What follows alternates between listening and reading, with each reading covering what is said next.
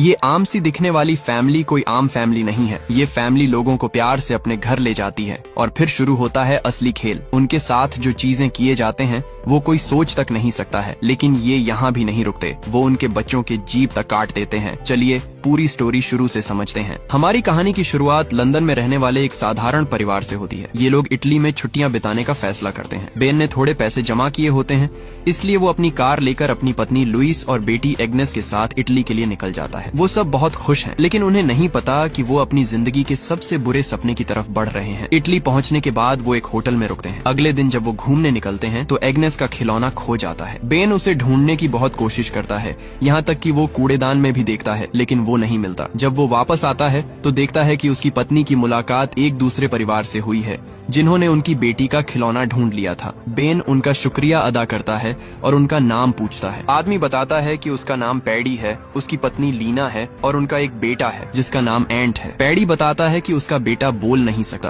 क्योंकि बचपन से ही उसकी जीभ कटी हुई है। पैडी उन्हें साथ में लंच करने का न्योता देता है। लंच के दौरान उनकी दोस्ती गहरी हो जाती है। पैडी काफी मजाकिया और खुश मिजाज लगता है। जब बेन उससे उसके काम के बारे में पूछता है तो पैडी बताता है कि वो एक डॉक्टर है, लेकिन वो अपनी मर्जी से काम करता है और अपनी जिंदगी का हर पल मजे से जीता है। पैडी उन्हें बताता है कि उसका एक घर जंगल के बीच में है। पैडी उन्हें ऑफर देता है कि अगर वो चाहें तो कुछ दिन उसके जंगल वाले घर में बिता सकते हैं। उस रात वो सब फिर से मिलते हैं, खूब हंसी मजाक करते हैं और उनकी दोस्ती और गहरी हो जाती है। 2 दिन बाद बेन और उसका परिवार अपनी छुट्टियां खत्म करके लंदन वापस आ जाते हैं। वहाँ उन्हें पैडी की एक फोटो मिलती है जिसमें वो सब साथ हैं और पीछे लिखा होता है कि वो जंगल वाले घर में उनका इंतजार कर रहा है ताकि वो कुदरत के बीच एक अलग तरह की छुट्टी बिता सकें। बेन जाने के लिए राजी हो जाता है, लेकिन लुइस थोड़ी हिचकिचाती है। वो कहती है कि वो उन लोगों को ठीक से जानते भी नहीं, सिर्फ एक दिन साथ बिताया है। बेन उसे समझाता है कि शहर की भीड़ भाड़ से दूर थोड़ा सुकून मिलेगा और पैडी एक भला आदमी लगता है। लुइस को थोड़ा डर लगता है कि ऐसे सुनसान इलाके में अजान लोगों के साथ रहना सही नहीं, पर बेन की खुशी के लिए वो मान जाती है। ये उनकी जिंदगी की सबसे बड़ी गलती साबित होने वाली थी। अगले दिन वो निकल पड़ते हैं और पूरा दिन सफर करने के बाद बड़ी मुश्किल से उस घर तक पहुंचते हैं, क्योंकि वो जंगल के काफी अंदर था। वहां पहुंचने पर पैडी और लीना उनका बहुत गर्मजोशी से स्वागत करते हैं, जैसे वो सालों पुराने दोस्त हों। पैडी बेन को घर दिखाने ले जाता है और लीना लुइस को वो कमरा दिखाती है जहां उन्हें रुकना था। वो बताती हैं कि एंट और एग्नेस एक ही कमरे में सोएंगे। लुइस अपनी बेटी को खुद से दूर सुलाते वक्त थोड़ी परेशान होती है, पर कुछ बोलती नहीं। रात को सब डिनर के लिए मिलते हैं। पैडी की बातों से ऐसा लगने लगता है जैसे वो उन पर अपनी मर्जी थोप रहा हो, लेकिन वो इतने तमीज से बोलता है कि बेन और लुइस मना नहीं कर पाते। डिनर के बाद बेन कचरा बाहर फेंकने जाता है, तभी अचानक एंट उसके पीछे आ जाता है। बेन डर जाता है और पूछता है कि क्या बात है। एंट अपना मुंह खोलकर उसे अपनी कटी हुई जीभ दिखाता है, जैसे वो कोई इशारा या मैसेज देना चाहता हो, पर बेन को कुछ समझ नहीं आता। तभी पैडी वहाँ आ जाता है और एंट पर गुस्सा करता है और उसे तुरंत ऊपर अपने कमरे में जाने के लिए कहता है। इसके बाद बच्चों को एक साथ सुला दिया जाता है। पैडी उन्हें बताता है कि उसने इस घर में इंटरनेट बंद कर रखा है ताकि वो दुनिया की भीड़ भाड़ से दूर सुकून से रह सकें। बेन कहता है कि कोई बात नहीं, इंटरनेट नहीं है तो क्या हुआ, कम से कम लैंडलाइन फोन तो काम कर रहा होगा। लेकिन पैडी बताता है कि फोन भी काम नहीं कर रहा है, यानी वो लोग पूरी तरह दुनिया से कट चुके हैं। लुइस ये सुनकर डर जाती है, पर जाहिर नहीं होने देती। जब वो अपने कमरे में जाते हैं तो वो बेन से कहती है कि उसे इन लोगों पर भरोसा नहीं है। अगर उन्हें कुछ हो गया तो किसी को पता भी नहीं चलेगा। बेन उसे समझाता है कि हर किसी का रहने का तरीका अलग होता है और उसे कुदरत का मजा लेना चाहिए, परेशान नहीं होना चाहिए। अगले दिन पैडी उन्हें एक जंगल ट्रिप पर ले जाता है। वो उन्हें अलग अलग तरह के पेड़ पौधों के बारे में बताता है और सिखाता है कि ऐसी जगह पर बिना किसी चीज के आग कैसे जलाई जाती है। उसी वक्त एग्नेस झूला झूल रही होती है, लेकिन एंट उसके सामने खड़ा हो जाता है और उसे खेलने नहीं देता। ऐसा लग रहा था जैसे वो चाहता हो कि ये लोग जल्द से जल्द यहाँ से निकल जाएं। लुइस उसे हटने के लिए कहती है, पर वो नहीं हिलता। पैडी को गुस्सा आ जाता है और वो एंट को जोर से खींचता है और कहता है कि अब सजा के तौर पर वही एग्नेस को झूला झुलाएगा। लुइस पैडी का ये बुरा बर्ताव देखकर डर जाती है। बेन उसे शांत करने की कोशिश करता है, पर पैडी कहता है कि फिक्र की कोई बात नहीं है। साफ दिख रहा था कि एंट पैडी से नफरत करता है क्योंकि वो उसके साथ बहुत बुरा सलूक करता है। घर वापस आकर लुइस फिर से बेन से कहती है कि वो यहाँ से जाना चाहती है। उसे लग रहा है कि यहाँ सब कुछ अजीब है। पैडी बहुत गुस्से वाला और जबरदस्ती करने वाला है और उसकी पत्नी लीना हर वक्त नकली हंसी हंसती रहती है। तभी लीना अंदर आती है और बताती है कि पैडी ने उन्हें लंच पर बुलाया है, जहाँ उसका एक दोस्त उनके लिए खास खाना बनाएगा। वो लोग मना नहीं कर पाते ताकि उन्हें बुरा न लगे। सब लोग तैयार हो रहे होते हैं, लेकिन पैडी कहता है कि हम बच्चों को यहीं छोड़ देते हैं ताकि हम बाहर सुकून से घूम सकें। वो बताता है कि उसका दोस्त एलेक्स बच्चों का ख्याल रखेगा। लुइस अपनी बेटी को लेकर डर रही होती है और पूछती है कि ये एलेक्स कौन है। वो अपनी बेटी को साथ ले जाना चाहती है, लेकिन लीना उसे समझाती है कि एलेक्स का काम ही बच्चों की देखभाल करना है, इसलिए चिंता की कोई बात नहीं। आखिरकार वो बच्चों को छोड़कर रेस्टोरेंट चले जाते हैं। वहाँ का शेफ माइकल, जो पैडी का दोस्त है, उनके लिए बहुत स्वादिष्ट खाना बनाता है। सब मजे से खाना खाते हैं। दूसरी तरफ एंट चोरी छुपे एग्नेस को पैडी के कमरे में ले जाता है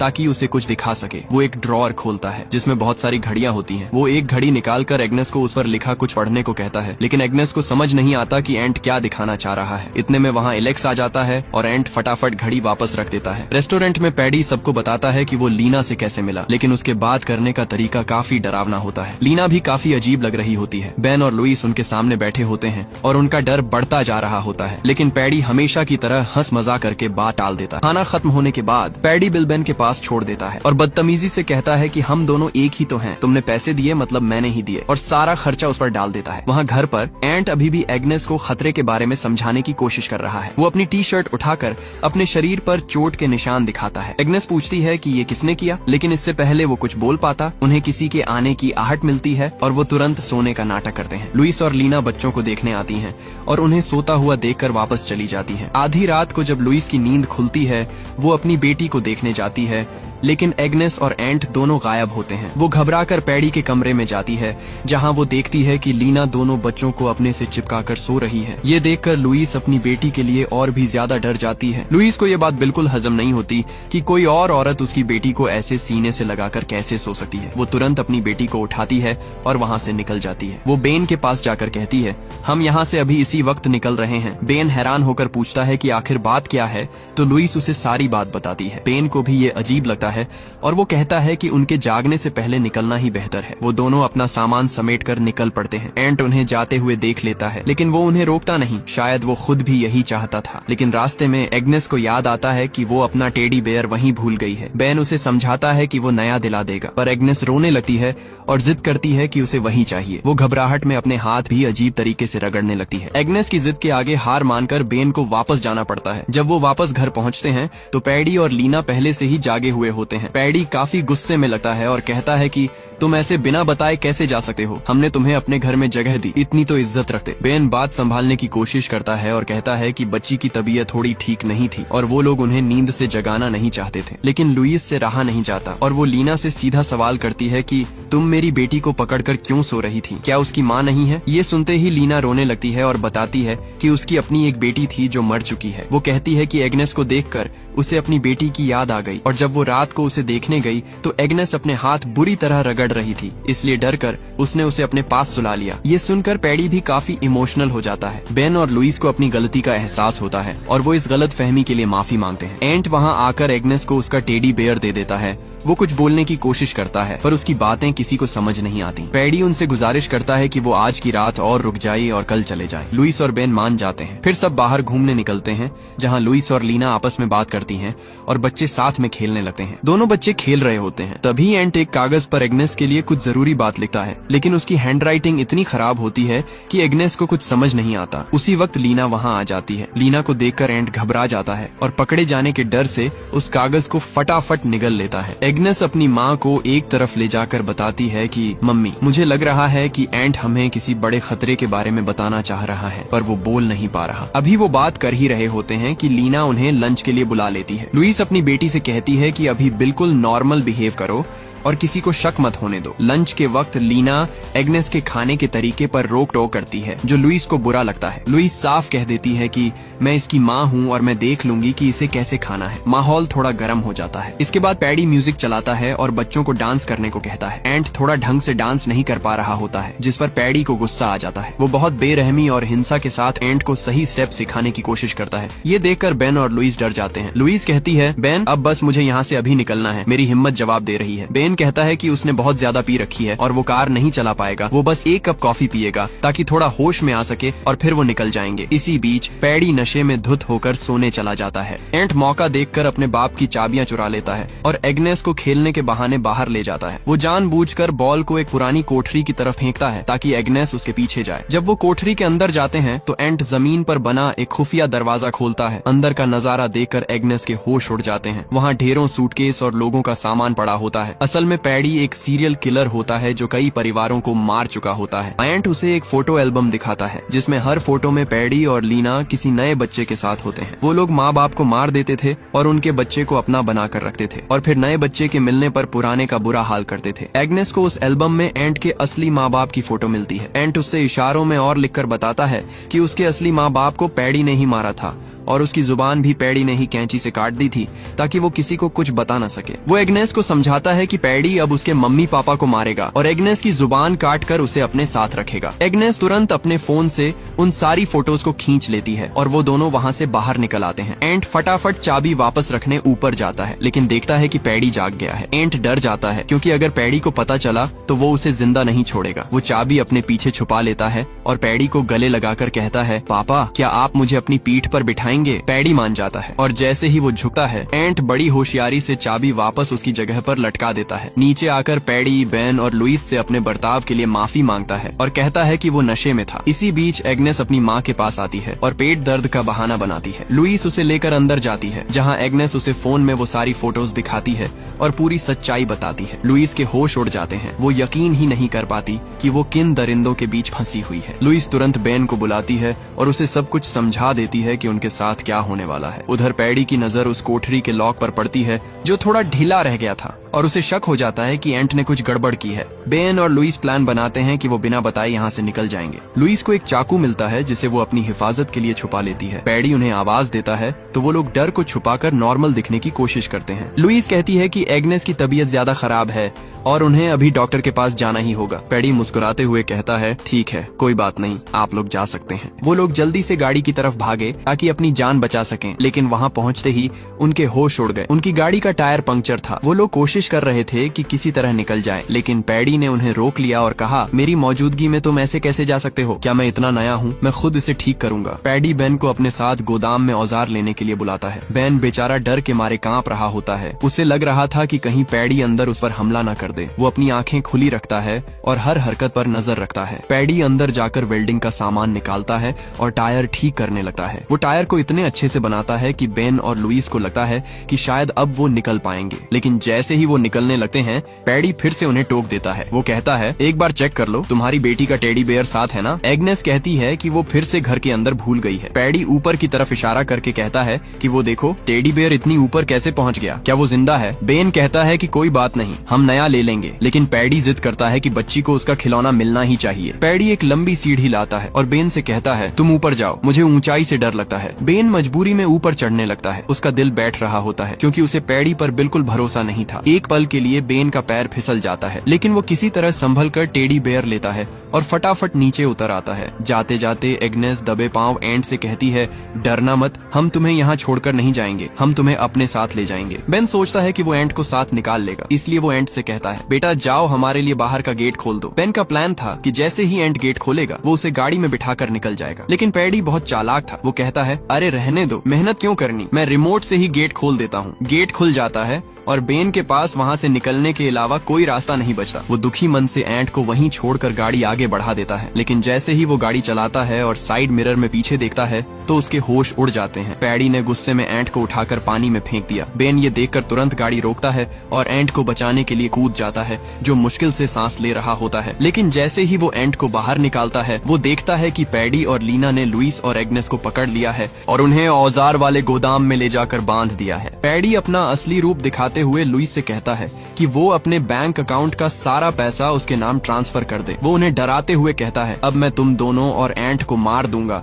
और एग्नेस की जुबान काटकर उसे अपने साथ रखूंगा। वो एक नींद का इंजेक्शन निकालता है ताकि एग्नेस बेहोश हो जाए और अपने माँ बाप का कत्ल न देख सके, लेकिन लुइस ने जो कट्टर छुपाया था वो उसे निकालकर पैडी के चेहरे पर वार कर देती है। वो तुरंत लीना से बंदूक छीन लेती है और एग्नेस चोरी से वो इंजेक्शन उठाकर छुपा लेती है। वहाँ से निकलते वक्त लीना गिड़गिड़ाने लगती है और कहती है, मुझे मुझे भी अपने साथ ले चलो वरना ये मुझे मार डालेगा। लेकिन उन्होंने लीना पर भरोसा नहीं किया और उसे पैडी के साथ ही अंदर बंद करके गाड़ी की तरफ भागे। उन्हें लगा कि अब वो बच गए हैं, लेकिन तभी वहाँ शेफ माइकल अपनी गाड़ी से आ पहुँचता है और उन पर गोलियां चलाने लगता है। मजबूरन उन्हें वापस घर के अंदर घुसकर दरवाजे खिड़कियां बंद करनी पड़ती हैं। माइकल जब गोदाम का दरवाजा खोलता है तो देखता है कि पैडी खून से लथपथ है। पैडी उसे बताता है कि वो सब घर के अंदर छुप गए हैं। वो दोनों प्लान बनाते हैं कि घर पर हमला करके सबको मार देंगे, बस एग्नेस को जिंदा रखेंगे। घर के अंदर बेन बहुत डर जाता है और रोने वाला होता है, लेकिन लुइस उसे हिम्मत देती है। बेन को एक आइडिया आता है। वो कहता है कि हम शराब की बोतल से देसी बम बनाते हैं